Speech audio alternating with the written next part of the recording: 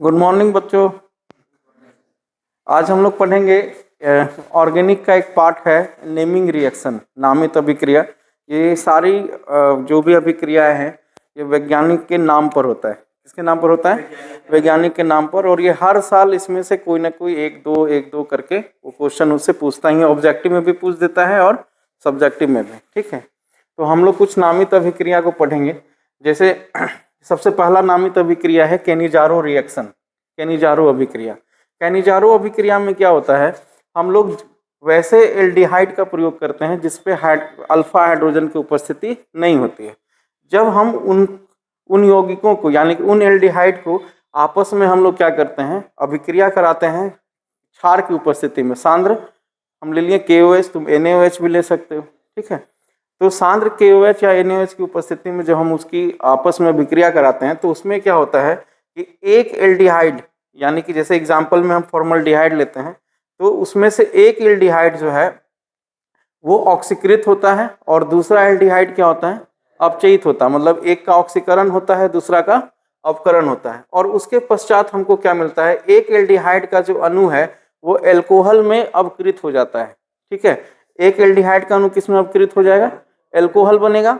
और जो दूसरा है वो ऑक्सीकृत होकर के कार्बोक्सिलिक अम्ल का लवण बनता है। कार्बोक्सिलिक अम्ल का लवण कहने का मतलब ये हुआ कि अगर हम लोग RCOH को कार्बोक्सिलिक अम्ल कह रहे हैं तो इसका लवण अगर बनाना होगा तो हम लोग इसमें यहाँ पे कोई धातु को जोड़ देंगे। ठीक है, जैसे हम लोग या तो पोटेशियम जोड़ देंगे या तो सोडियम को जोड़ देंगे तो हमको ये मिल जाता है कार्बोक्सिलिक अम्ल के लवण।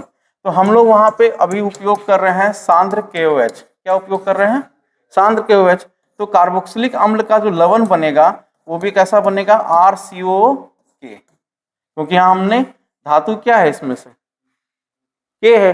अगर NaOH लेते तो यहाँ पे क्या आ जाता, अगर हम लोग NaOH का प्रयोग करते सांद्र NaOH का तो हमको मिलता RCOONA।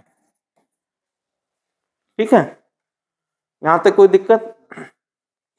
तो अभिक्रिया देख लेते हैं। तो अभिक्रिया में तुम्हारा क्या होता है कि हम लोग फॉर्मल्डिहाइड एक लिए हैं। ठीक है, और इस फॉर्मल्डिहाइड में हम लोग और एक दूसरा फॉर्मल्डिहाइड है। ठीक है, फॉर्मल्डिहाइड यानी कि SCHO और यहाँ भी क्या है SCHO, दोनों ले रहे हैं। तो एक जो है वो तुम्हारा अपकृत हो रहा है किसमें, एल्कोहल में। तो यहाँ पे एक कार्बन का एल्कोहल क्या होगा, CH3OH।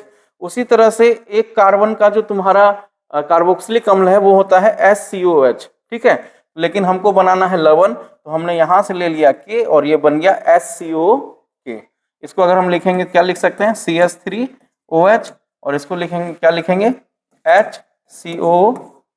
ठीक है, पोटेशियम फॉर्मेट लवण बोलते हैं इसको। ठीक है, यहाँ तक कोई दिक्कत? यही है कैनिजारो रिएक्शन। यही सेम रिएक्शन तुम्हारा बेंजल्डिहाइड के लिए भी लागू होगा। दो अणु हम लोग क्या ले लेंगे, बिना अल्फा हाइड्रोजन वाला बेंजल्डिहाइड अभिक्रिया कराएंगे तो एक किसमें अपकृत हो जाएगा, एल्कोहल में। ठीक है, तो बन जाएगा बेंजिल एल्कोहल, OH आके जुड़ जाएगा। और जो एक दूसरा है वो किसमें चेंज हो जाएगा, ऑक्सीकृत होके लवण में। तो लवण हम लोग यहाँ देखो NaOH ले रहे हैं तो वहां भी क्या हो जाएगा, CONA हो जाएगा। ठीक है, यहाँ भी लिखा हुआ है। ये ऑब्जेक्टिव भी पूछ सकता है कि कैनिजारो अभिक्रिया में अपकृत होकर वो किस में परिवर्तित होता है, किस में परिवर्तित होता है, एल्कोहल में। ठीक है, और ऑक्सीकृत होकर क्या बनता है, कार्बोक्सिलिक अम्ल का लवण। ठीक है, दूसरा है कार्बिल एमीन अभिक्रिया, बहुत वीवीआई रिएक्शन है। इस अभिक्रिया में क्या होता है, हम एलिफेटिक या एरोमेटिक एमीन को, एलिफेटिक एमीन कहने का मतलब हो जाएगा, अगर हम एलिफेटिक की बात करते हैं तो एलिफेटिक हम लोग बोलेंगे RNH2 को। किसको बोलेंगे, RNH2 को। ठीक है, और अगर एरोमेटिक बोलेंगे तो किसको बोलेंगे, एनिलीन को। तो क्या होता है इसमें कि हम जब एलिफेटिक या एरोमेटिक यानी लेकिन प्राथमिक एमीन, ठीक है, हम उसको क्लोरोफॉर्म और साथ में हम पोटेशियम हाइड्रोक्साइड के साथ अगर उसको गर्म करते हैं, उसकी अभिक्रिया कराते हैं तो हमको प्राप्त होता है आइसोसाइनाइड। ठीक है, क्या प्राप्त होता है, आइसोसाइनाइड। आइसोसाइनाइड को ही हम लोग उसका दूसरा नाम है कार्बिल एमीन। क्या कहते हैं, कार्बिल एमीन। ठीक है, तो जो कार्बिल एमीन अभिक्रिया है यह मुख्यतः जो आइसोसाइनाइड प्राप्त होता है उसका, ये NO नहीं है, ये NC है। ठीक है, ठीक। तो हमने एनिलीन ले लिया, क्लोरोफॉर्म और KOH के साथ अभिक्रिया कर हमने उसको गर्म कर दिया, तो क्या प्राप्त हो गया हमको? Phenyl isocyanide. साथ में क्या मिल गया? KCl plus H2। अगर हम लोग इसी अभिक्रिया को एलिफेटिक के लिए लिखेंगे तो हम लोग क्या लिखेंगे? जैसे CH3NH2 प्लस क्लोरोफॉर्म ले लेंगे और प्लस KOH ले लेंगे। ठीक है, इसके लिए हमको क्या प्राप्त हो जाएगा? तो क्या प्राप्त होता है? आइसोसाइनाइड। तो हम यहाँ लिखेंगे, हमको क्या प्राप्त होगा? CH3NC। ठीक है, मिथाइल आइसोसाइनाइड प्राप्त हो जाएगा, और प्लस साथ में KCl और प्लस H2O बाहर आ जाएगा। तो मेरा मुख्य उत्पाद क्या हो जाएगा? CH3NC। ठीक है, ये तुम्हारा देखो कितना बार पूछा हुआ है, 2010, 12, 22, 24। ठीक है, तो यह है कार्बिलेमिन अभिक्रिया। अब आते हैं युग्मन अभिक्रिया। युग्मन अभिक्रिया में क्या होता है कि ये एजो पदार्थ बनाते हैं। ठीक है, एजो यौगिक उसको बोलते हैं जो हमें कलर देते हैं। एजो यौगिक किसे कहा जाता है? जिससे हमको रंग प्राप्त होता है, कलर प्राप्त होता है। ठीक है, ये दो प्रकार के एजो यौगिक बनाते हैं। एक तुम्हारा बनता है बेंजीन डाइजोनियम क्लोराइड का अभिक्रिया, जो हम लोग फिनॉल के साथ कराएंगे। किसके साथ कराते हैं? फिनॉल के साथ। तो पारा पोजीशन पर हमको युग्मन होता है, और जो यौगिक का नाम है वो है हाइड्रोक्सी एजोबेंजीन। क्या होता है? Hydroxy azobenzene. ठीक है, और जो इसी अभिक्रिया को हम लोग बोलते हैं युग्मन अभिक्रिया। अब इसको थोड़ा अभिक्रिया से समझोगे तो ज्यादा अच्छा समझ में आएगा। तो युग्मन अभिक्रिया क्या होता है कि फिनॉल और एनिलीन दोनों अभिक्रिया दोनों यौगिक जब आपस में जुड़ते हैं तो एक युग्मन बनता है, कपलिंग होता है। जैसे ट्रेन का इंजन जोड़ने का कपल बनता है ना, इस तरह से पैक हो जाता है, उसी तरह से पैक हो जाता है, कपल बनता है। और इससे क्या जो यौगिक प्राप्त होता है वो हमको नारंगी रंग देता है। कैसा रंग देता है? नारंगी रंग देता है, और पारा पोजीशन पर स्टेबल होता है, इसलिए इसका नाम होता है पी हाइड्रोक्सी एजोबेंजीन। अगर हम इसी अभिक्रिया को एनिलीन के साथ कराएंगे तो बस हमको उसी तरह से कपलिंग होगा, और जो हमको रंग प्राप्त होगा वो होगा पीला रंग। उस एजो का रंग कैसा होगा? पीला रंग। और उस यौगिक को बोलेंगे एमिनो एजोबेंजीन। क्या बोलेंगे? Amino azobenzene. ये तुम्हारे नोट कॉपी में लिखाया हुआ है बहुत अच्छे से, एमिन चैप्टर में। ठीक है, एक और अभिक्रिया को समझ लो। ये रहा मेरा बेंजीन डाइजोनियम क्लोराइड। ठीक है, क्या है? Benzene diazonium chloride. उसका अभिक्रिया हम लोग किससे करा रहे हैं? फिनॉल के साथ। ठीक है, जब बेंजीन डाइजोनियम क्लोराइड का अभिक्रिया हम लोग फिनॉल के साथ कराएंगे तो बेंजीन डाइजोनियम क्लोराइड का जो सूत्र होता है वो तुम्हारा है इस प्रकार से, N2Cl। ठीक है, अब हमने उसको इस तरह से अरेंज कर दिया, तो यहाँ पे, और ये है तुम्हारा फिनॉल। तो ये जो फिनॉल में जो एक हाइड्रोजन है वो Cl को लेके निकल जाएगा। ठीक है, निकलेगा ना, तो ये बॉन्ड क्या होगा? खाली होगा। और यहाँ जो एक बंधन है वो टूट जाता है, तभी तो वो इलेक्ट्रॉन को लेके निकलेगा। तो यहाँ पे बन जाएगा तुम्हारा डबल बॉन्ड। तो ये N, ठीक है, और ये N दोनों आपस में क्या हो जाएगा? यहाँ से आके जुड़ जाता है, और ये एक मतलब कपलिंग रिएक्शन, कपल बन जाता है। ठीक है, और जो नया यौगिक हमको प्राप्त होता है उसको हम लोग बोलते हैं पी हाइड्रोक्सी एजोबेंजीन। यहाँ तक कोई दिक्कत? ठीक है, और इसका रंग कैसा होता है? नारंगी। उसी तरह से जब एनिलीन के साथ अभिक्रिया होता है तो फिर से बेंजीन डाइजोनियम क्लोराइड का अभिक्रिया हम लोग किससे करा देंगे? एनिलीन से। इसमें भी सेम रिएक्शन होगा। यहाँ से क्या होगा? HCl बाहर निकल जाता है। HCl क्या हो? बाहर निकल गया, और ये दोनों आपस में आके यहाँ से जुड़ जाता है, कपल बन जाता है। फिर से तुम्हारा क्या हो जाएगा? ये जो एमिनो बनता है इसका नाम होता है एमिनो एजोबेंजीन, और इसका रंग कैसा होता है? पीला। ठीक है, यहाँ तक कोई दिक्कत? चलो आगे बढ़ते हैं। आगे है तुम्हारा क्लेमेंसन अवकरण। ठीक है, क्लेमेंसन अभिक्रिया किसको बोलते हैं? वैज्ञानिक थे क्लेमेंसन, 2018 में पूछा गया है। तो क्लेमेंसन का ये कहना था कि जब हम किसी कार्बोनिल समूह, किसी कार्बोनिल समूह को, ये एक्चुअली में अवकृत होता है। क्या होता है? अवकृत होता है। जब हम लोग कार्बोनिल समूह को ZnHg यानी कि जिंक अमलगम की उपस्थिति में अभिक्रिया कराते हैं, किसके साथ? सांद्र HCl की उपस्थिति में। सांद्र HCl की उपस्थिति में तो हमको क्या प्राप्त होता है? एल्केन प्राप्त होता है। क्या प्राप्त होता है? एल्केन। और इसका जो स्ट्रक्चर होता है वो एल्केन का स्ट्रक्चर होगा, यहां हम लिख देते हैं ऐसे, CH2। अब इन दो जगह पे जो यहां पे लगा होगा वही ये इस जगह पे आ जाता है। ठीक है, अगर हम कीटोन लेंगे तो हमको दोनों जगह पे R लगाना होगा।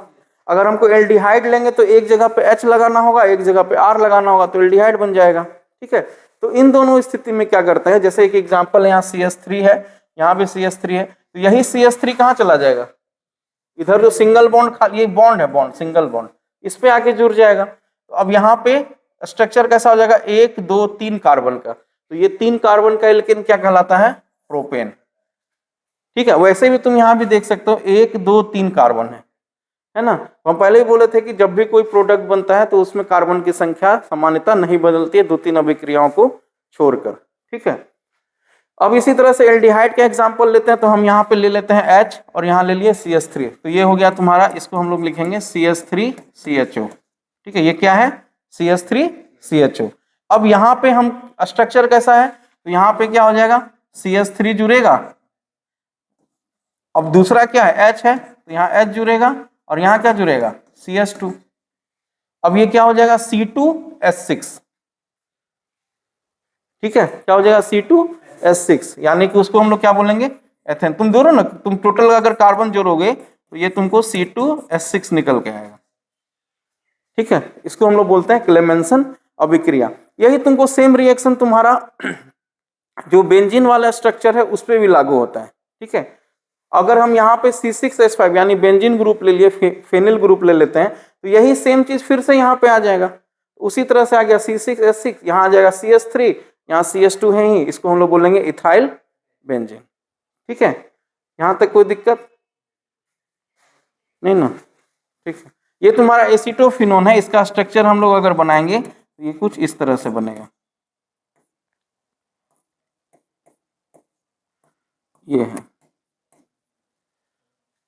ये है एसीटोफिनोन। और इसी को जब हम लोग जिंक अमलगम की उपस्थिति में सांद्र सेल के साथ अभिक्रिया कराते हैं तो हमको एल्केन प्राप्त होगा। तो अब बेंजीन का एल्केन कैसा होगा, तो इथाइल बेंजीन जैसा होगा, क्योंकि यहाँ पे C6H5 जुड़ जाएगा, तो इसका स्ट्रक्चर कुछ इस प्रकार से हो जाता है, इथाइल बेंजीन। ठीक है, तो ये भी है, जैसे साइक्लोहेक्सेनॉन है, ये भी कीटोन है, और उसका हम लोग जिंक अमलगम सांद्र सेल की उपस्थिति में अभिक्रिया कराएंगे, ये भी किस में बदल जाएगा, एल्केन में। तो इसका हेक्सेनॉन का एल्केन क्या बन जाएगा, साइक्लोहेक्सेन। ठीक है, अगला है फिटिंग अभिक्रिया। फिटिंग अभिक्रिया में क्या होता है, फिट होना, आके फिट हो जाता है, जुड़ जाता है, इसमें कोई चीज निकलता है या जुड़ता नहीं, आके क्या होता है, फिट हो जाता है। जैसे अगर हम लोग क्लोरोबेंजीन की अभिक्रिया कराएंगे, किसके साथ, सोडियम के साथ शुष्क ईथर की उपस्थिति में, मतलब हम लोग 2 अणु क्लोरोबेंजीन ले लेते हैं, उसकी अभिक्रिया किसके साथ कराते हैं, सोडियम के साथ, सोडियम भी 2 अणु ले लिए, शुष्क ईथर की उपस्थिति में हमको डाइफिनाइल मिलता है। इसका तुम इस तरह से मैकेनिज्म समझ सकते हो, ये तुम्हारा क्या हुआ, Cl है, ठीक है, और एक हम और बना लेते हैं, 2 क्लोरोबेंजीन ले रहे हैं तो 2 Cl ले लिए, और 2 सोडियम है ना, ये सब मिलके नहीं निकल जाएगा बाहर, निकलेगा, ये जब सब बाहर निकल जाएगा तो हमको क्या मिल जाएगा, 2NaCl जो मिल रहा है। ठीक है, अब ये बंधन क्या हो गया, खाली हो गया, ये आपस में क्या होगा, जुड़ जाएगा, तो क्या बन जाएगा, डाइफिनाइल। ठीक है, तो फिटिंग अभिक्रिया किसको बोलते हैं, कि जब 2 अणु एराइल हैलाइड या 2 अणु जब हम लोग क्लोरोबेंजीन या ब्रोमोबेंजीन को सोडियम के साथ अभिक्रिया कराते हैं शुष्क ईथर की उपस्थिति में, तो हमको डाइफिनाइल प्राप्त होता है। अगर हम लोग यहाँ पे Br लेते तो यहाँ पे NaBr लिखते। ठीक है, फ्रैकलैंड अभिक्रिया, ये अभिक्रिया क्या होता है कि एल्काइल आयोडाइड का अभिक्रिया हम लोग किससे कराते हैं, जिंक से कराते हैं, शुष्क ईथर की उपस्थिति में हमको डाई एल्काइल जिंक प्राप्त होता है। मतलब ये जो अल्काइल है वो क्या होता है, डबल हो जाता है, डाई एल्काइल मिलता है, और साथ में जो ये जो आयोडीन है वो जिंक के साथ बाहर निकल जाता है, तो हमको मिलता है जिंक आयोडाइड। ठीक है, फिर ये बहुत इंपॉर्टेंट रिएक्शन है। ठीक है, गैटरमान अभिक्रिया। गैटरमान अभिक्रिया क्या होता है कि जब हम लोग एरोमेटिक डाइजोनियम लवण, ठीक है, एरोमेटिक मतलब हो गया बेंजीन डाइजोनियम हम क्लोराइड, हम लोग जनरली इसी को यूज करते हैं, इसका नाम क्या है, बेंजीन डाइजोनियम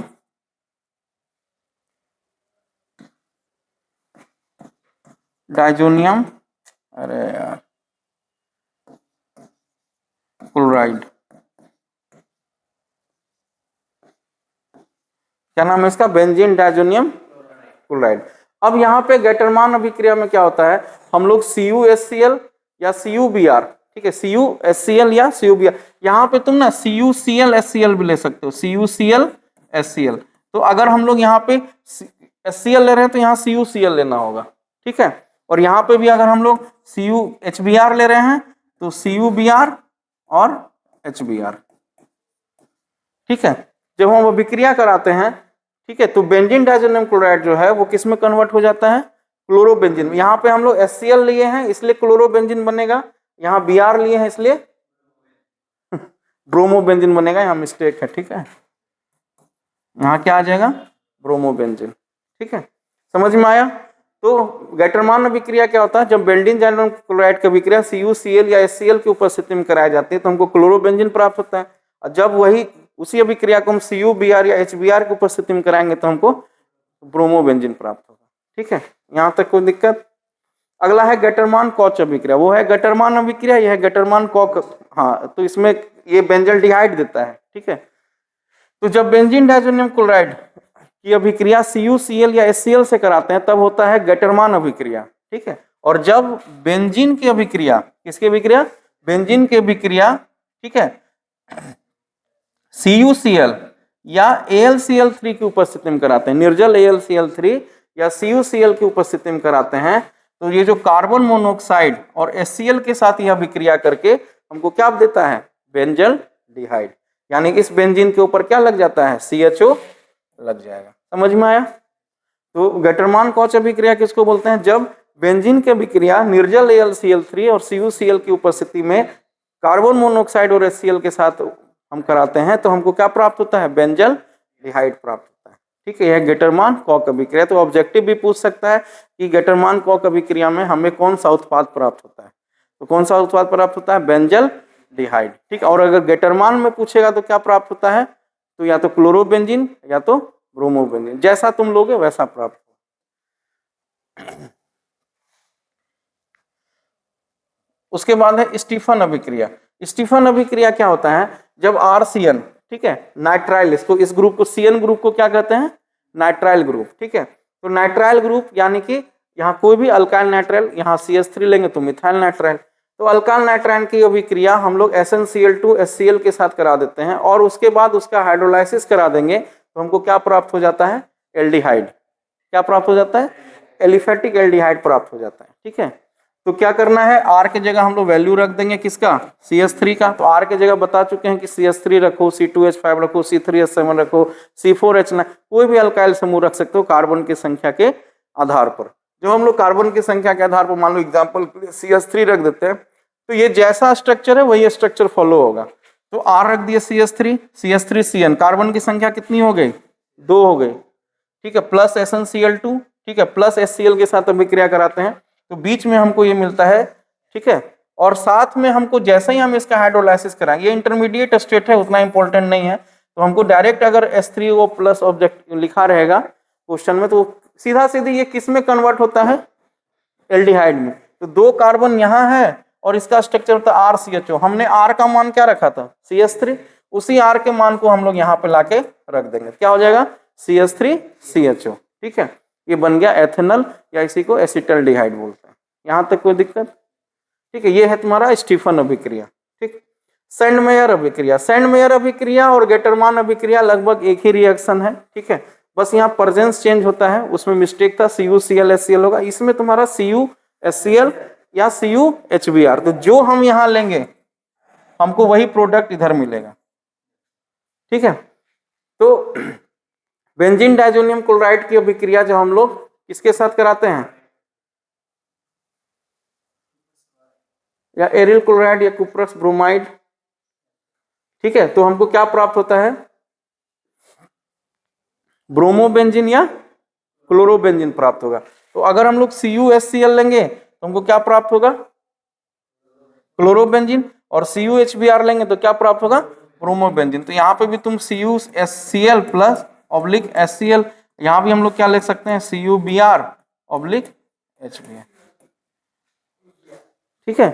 तो हम जैसा यहाँ लेंगे हमको वैसा ही उधर प्रोडक्ट प्राप्त होगा, ठीक है। तो अगला है कॉल्बे अभिक्रिया। ठीक है, कॉल्बे अभिक्रिया हम लोग किसको बोलते हैं? इस अभिक्रिया में क्या होता है, हम लोग फिनॉल का रिएक्शन किससे कराते हैं? पहले NaOH से हमको प्राप्त होता है सोडियम फिनॉक्साइड। क्या प्राप्त होता है? Sodium phenoxide. जब हम लोग सोडियम फिनॉक्साइड को गर्म करते हैं, ठीक है, तो हमको ये जो CO2 है, ये CO2 इसमें आके ऐड हो जाता है और हमको प्राप्त होता है क्या? इसको फिनॉल के साथ कह सकते हो कि कार्बोक्सिलिक एसिड का लवण प्राप्त होता है। क्या प्राप्त होता है? फिनॉल के साथ कार्बोक्सिलिक एसिड का लवण। और फिर जब हम लोग H+ के साथ उसको ऐड कर देते हैं तो हमको क्या मिल जाता है? सैलिसिलिक अम्ल। ठीक है, क्या मिलता है? सैलिसिलिक अम्ल। तो कॉल्बे अभिक्रिया को सीधा सीधी इस तरह से याद रखो कि फिनॉल की अभिक्रिया NaOH, ठीक है, और CO2 के साथ जब कराते हैं तो हमको क्या प्राप्त होता है? सैलिसिलिक अम्ल, जिसका IUPAC नेम है 2 हाइड्रोक्सी बेंजोनोइक अम्ल। ठीक है, क्या नाम है? 2 हाइड्रोक्सी बेंजोइक अम्ल। ठीक है, तो हमको कॉल्बे अभिक्रिया से क्या प्राप्त होता है? सैलिसिलिक अम्ल। ठीक है, इसके बाद है स्टीफन अभिक्रिया, ये तो अभी बता चुके हैं। ऊर्ज अभिक्रिया, ये बहुत इंपॉर्टेंट रिएक्शन है। ठीक है, ऊर्ज अभिक्रिया में क्या होता है कि हम लोग 2 अणु हेलो एल्केन लेते हैं। क्या लेते हैं? 2 अणु हेलो एल्केन लेते हैं और उसको सोडियम के साथ हम लोग क्या करते हैं? अभिक्रिया करा देते हैं। तो हमको क्या होता है? दोगुने कार्बन वाला एल्केन प्राप्त होता है। मतलब यहाँ पे जितना कार्बन होगा उसका क्या होगा? डबल हो जाएगा। जैसे एग्जाम्पल के लिए हम ले रहे हैं CH3I और उसको 2 अणु ले रहे हैं, तो ये तो 2 गुना तो यहीं पे हो गया, 2 दूनी 4 हाइड्रोजन और 2 कार्बन। ठीक है, और सॉरी 6 है ना, 3 दूनी 6 हाइड्रोजन और 2 कार्बन। अब इसका हम लोग रिएक्शन करा दिए किसके साथ? सोडियम के साथ। शुष्क ईथर की उपस्थिति में स्ट्रक्चर में क्या है? RR। यहाँ पे R कौन है? CH3। वही R हमको यहाँ जुड़ जाएगा तो CH3 और सोडियम आयोडाइड बाहर निकल जाएगा। ठीक है, इसी अभिक्रिया को हम लोग क्या बोलते हैं? Wurtz reaction. ठीक है, यहाँ पे भी वही चीज करके दिखाया, तुम इसको डायरेक्ट भी बना सकते हो। यहाँ पे 3 कार्बन है, इसका कितना कार्बन का बनेगा? 3 दूनी 6 हो जाएगा, तो 6 कार्बन का यौगिक बनेगा ना यौगिक। तो यहाँ पे तुम्हारा क्या हो जाएगा? आयोडीन है, आयोडीन NaCl के साथ बाहर आ जाएगा, सॉरी सोडियम के साथ बाहर आ जाएगा, तो क्या हो जाएगा? Na हो जाएगा। ठीक है, उसका बाद ऊर्ज फिटिंग अभिक्रिया। ऊर्ज फिटिंग अभिक्रिया में हमको क्या प्राप्त होता है कि एल्काइल हैलाइड तथा एराइल हैलाइड, मतलब एक हम लेते हैं क्लोरोबेंजीन और एक लेते हैं हम लोग क्या? क्लोरोमीथेन। ठीक है, मतलब एक हुआ एलिफेटिक, एक हुआ बेंजीन ग्रुप। ठीक है, जब हम दोनों का शुष्क ईथर की उपस्थिति में अभिक्रिया कराते हैं तो ये तो NaCl, ये Cl के साथ निकल गया बाहर, और ये जो CH3 है वो इस जगह पे आके जुड़ जाता है। यहाँ पे 2 अणु सोडियम है, तो एक क्लोरीन यहाँ से ले लेगा, एक क्लोरीन यहाँ से ले लेगा, तो दोनों निकल जाता है। ये जगह क्या हो जाता है? खाली हो जाता है, और इस पर आके जो अल्काइल ग्रुप है वो आके जुड़ जाता है। इसी को बोलते हैं अल्काइल बेंजीन या टॉलिन कहा जाता है। ठीक है, वही लिखा हुआ अल्काइल हैलाइड तथा एराइल हैलाइड का मिश्रण सोडियम के शुष्क ईथर की उपस्थिति में गर्म करने पर हमें अल्काइल एरीन या अल्काइल बेंजीन प्राप्त होता है। इसी को बोलते हैं हम लोग ऊर्ज फिटिंग अभिक्रिया। ठीक है, तो ऊर्ज फिटिंग अभिक्रिया हुआ जिसमें एक हम हेलो एल्केन लिए, एक हेलो एरीन का अभिक्रिया कराएं। ऊर्ज अभिक्रिया हुआ जिसमें हम लोग एलिफेटिक हेलो एल्केन का हम लोग अभिक्रिया कराएं 2 अणु, तो हमको दुगने कार्बन का प्राप्त हुआ। एक हुआ फिटिंग अभिक्रिया जिसमें दोनों बेंजीन ग्रुप आके आपस में जुड़ गया और बना हमको डाइफेनाइल। तो एक ही अभिक्रिया का 3 रूप है, इसको ध्यान में रखना। ठीक है, बस ये इतना VVI तुम्हारा रिएक्शन है जो नामित अभिक्रिया जिसको बोलते हैं, नाम के आधार पर होता है। इसका एक हम लोग शॉर्ट चार्ट देखते हैं, ये बहुत जल्दी में ऑब्जेक्टिव में तुमको काम आ जाएगा। ठीक है, ये तुम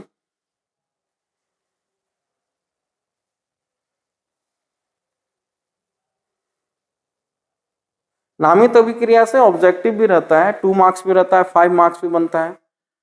तो हाथ से लिखा हुआ है।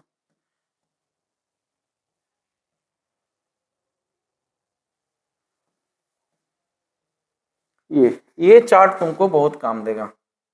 ठीक है, इस चार्ट को एक बार ऑब्जेक्टिव के लिए हम लोग यूज कर सकते हैं। जैसे होपमान ब्रोमाइड अभिक्रिया से हमको क्या प्राप्त होता है? तो होपमान ब्रोमाइड अभिक्रिया से हमको एमीन प्राप्त होता है। ठीक है, क्या प्राप्त होता है?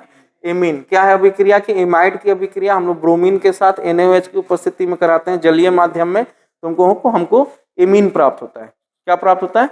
एमीन प्राप्त होता है। ठीक है, एग्जाम्पल भी यहाँ लिखा हुआ है, CH3CONS2 plus Br2 plus NaOH। R क्या लिए हैं? CH3, तो यही CH3 स्ट्रक्चर में आ जाएगा, क्या हो जाएगा? CH3NH2, मिथाइल एमीन मिला। ठीक है, हमको कार्बाइल एमीन अभिक्रिया द्वारा क्या प्राप्त होता है? आइसोसाइनाइड। याद कर लो, कॉल्वे अभिक्रिया द्वारा क्या प्राप्त होता है? सैलिसिलिक अम्ल का सूत्र क्या होता है? बेंजीन के ऊपर OH एक COH। रिमल टिमर अभिक्रिया द्वारा क्या प्राप्त होता है? सैलिसल्डिहाइड। रिमल टिमर द्वारा क्या प्राप्त होता है? सैलिसल्डिहाइड। क्लेमेंसन अभिक्रिया द्वारा क्या प्राप्त होता है? एल्केन। उल्फ किस्नर अभिक्रिया द्वारा क्या प्राप्त होता है? एल्केन। ठीक है, केनिजारो अभिक्रिया द्वारा क्या प्राप्त होता है हमको? कार्बोक्सिलिक एसिड का लवण। यहाँ लवण छूट गया है, यहाँ क्या होगा? कार्बोक्सिलिक एसिड का लवण प्राप्त होता है। ठीक है,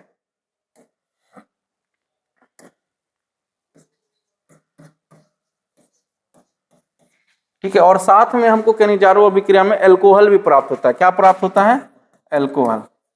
दो चीज प्राप्त होता है, एल्कोहल प्राप्त होता है और कार्बोक्सिलिक अम्ल का लवण प्राप्त होता है। टॉलिन अभिकर्मक हमको क्या देता है? रजत दर्पण परीक्षा, जिससे हम लोग एल्डिहाइड और कीटोन की जांच करते हैं। मतलब जो हमको रजत दर्पण परीक्षण देगा वो एल्डिहाइड होगा, जो नहीं देगा वो कीटोन होगा। ठीक है, ऊर्ज फिटिंग अभिक्रिया से हमको अल्काइल बेंजीन मिलता है, जो लास्ट में देखें। फिटिंग अभिक्रिया से हमको डाइफिनाइल मिलता है, जिसमें दोनों बेंजीन ग्रुप जुड़ जाता है। ग्रिग्नाल्ड अभिकर्मक किसको बोलते हैं? RMGX को, जिसका नाम है अल्काइल मैग्नीशियम हैलाइड। एकदम रट लेना है इसको। सैंडमेयर अभिक्रिया से मिलता है क्लोरोबेंजीन या ब्रोमोबेंजीन। रोजनमुंड अभिक्रिया से मिलता है हमको एल्डिहाइड। क्या मिलता है रोजनमुंड अभिक्रिया से? एल्डिहाइड। स्टीफन अभिक्रिया से क्या मिलता है? एमीन। लुकास अभिकर्मक किसको बोलते हैं? ZnCl2 प्लस HCl को हम लोग क्या बोलते हैं? लुकास अभिकर्मक। ठीक है, और एल्कीन द्वारा अगर हम लोग एल्कीन को H2SO4 की उपस्थिति में गर्म करते हैं, ठीक है, 443 केल्विन पर, सॉरी इसको फिर हमको रिएक्शन समझाना पड़ जाएगा। गेटरमान कॉच अभिक्रिया, उसको क्या बोलते हैं हम लोग? क्लोरोबेंजीन। ठीक है, हमको क्या मिलता है गेटरमान कॉच अभिक्रिया से? क्लोरोबेंजीन या ब्रोमोबेंजीन। ठीक है, तो आज बार यहीं रहने दो।